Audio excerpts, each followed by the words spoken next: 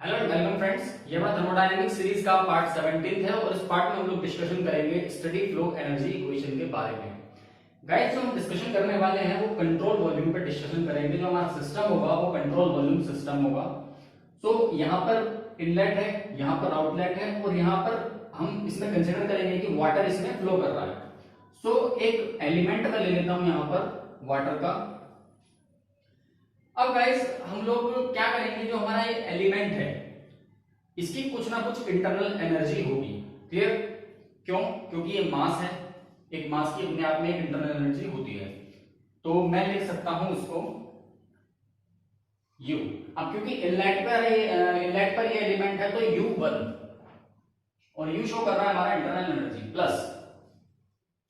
अब ये मास क्या करेगा, ये एलिमेंट क्या करेगा, जो दूसरा एलिमेंट होगा यहां पर जब ये फ्लो करेगा तो ये एलिमेंट उस दूसरे एलिमेंट पर फोर्स लगाएगा। क्लियर? और जब फोर्स लगेगी और कुछ डिस्टेंस का मूवमेंट होगा तो वहां पर वर्क डन मिलेगा हमको। तो जो एलिमेंट के हेल्प से जो यहां पर वर्क हो रहा है वो क्या हो रहा होगा, पहली बात तो ये फोर्स क्या लगा रहा होगा, pressure into area of cross section, जो भी इसका एलिमेंट का एक क्रॉस सेक्शनल एरिया है। क्लियर?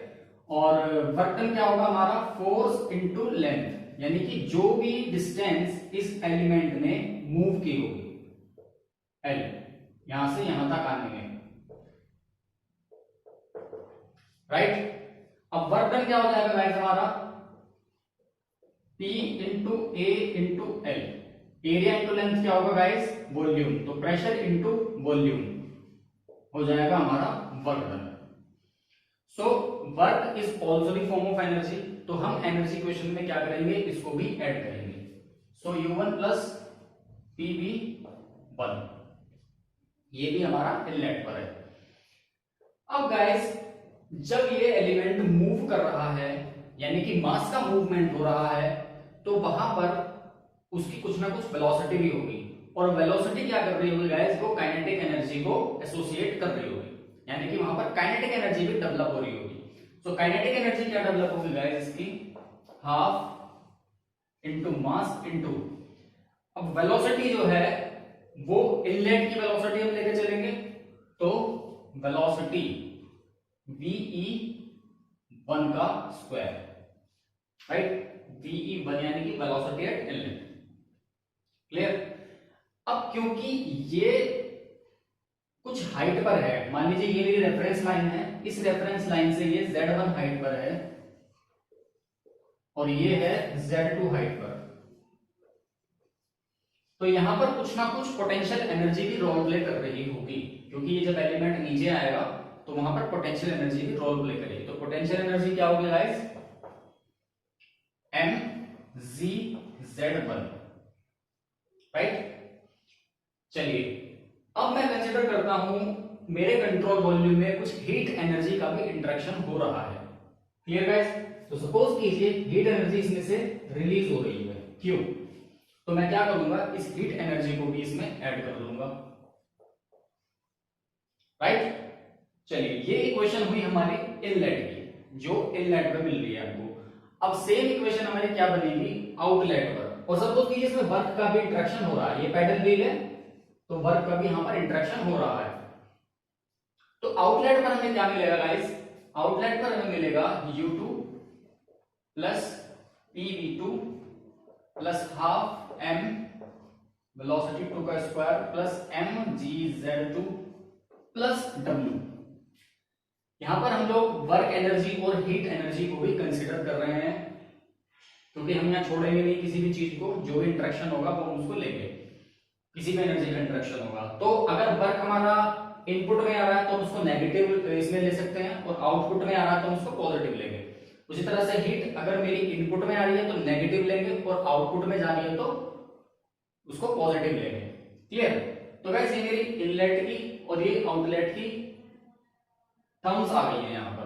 क्लियर? अब फर्स्ट लॉ के अकॉर्डिंग क्या होगा, ये दोनों energy at inlet is equal to energy at outlet, ये किसके अकॉर्डिंग है, ये फर्स्ट लॉ ऑफ थर्मोडायनामिक्स के अकॉर्डिंग है। तो ये दोनों चीजें हो जाएंगी इक्वल। क्लियर? किसके according, according to first law of thermodynamics. Clear. चलिए अब मैं क्या करूंगा, अपनी इस एनर्जी फ्लो इक्वेशन को थोड़ा सा और कंसाइज में लिखूंगा। क्लियर। अब हम लोग जानते हैं कि एंथैल्पी को हम क्या कहते हैं, internal energy plus work done. So मैं internal energy plus work done यानी कि U1 प्लस PV1 को क्या बोल सकता हूं, H1,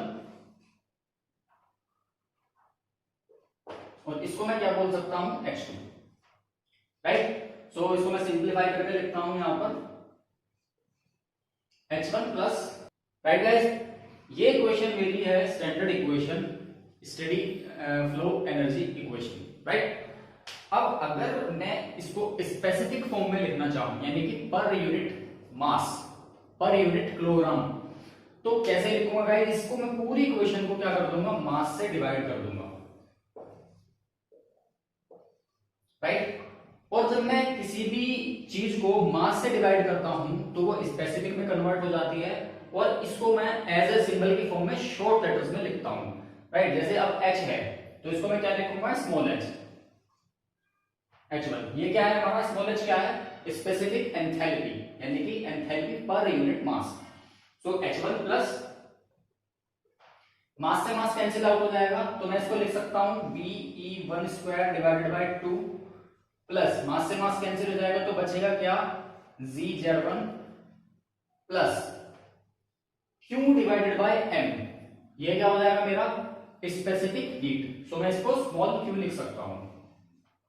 clear. Is equals to H2, same thing यहीं पर होगी, VE2 square divided by 2 plus M यहां पर कैंसिल आउट है, ZZ2 प्लस, और W डिवाइडेड बाय M यानी कि वर्क डिवाइडेड बाय मास क्या होगा हमारा, स्पेसिफिक वर्क। सो मैं इसको क्या बोल सकता हूं, स्मॉल w।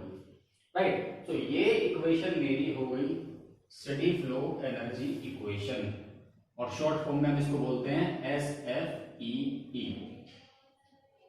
Clear guys. अब किसी भी प्रॉब्लम में अगर मैं इस इक्वेशन को लगा रहा हूं, स्टेडी फ्लो एनर्जी इक्वेशन को, तो मेरे को पहली वाली जो पिछले लेक्चर में हम लोगों ने डिस्कशन किया था, मास बैलेंस की इक्वेशन को मैं वहां पर देखूंगा कि वो अप्लाई हो रही है कि नहीं हो रही है। अब मास बैलेंस की इक्वेशन में क्या बोलते हैं guys, M in is equals to M out. Clear. So ये हो गई एक इक्वेशन। तो दूसरी क्या हुई, मास इन, इसको एक्चुअली पहले लगाते हैं हम लोग सेटिस्फाई करने के लिए, mass inlet is equals to mass exit. तो ये दोनों इक्वेशंस मेरी प्रॉब्लम सॉल्विंग के लिए यूज होंगी।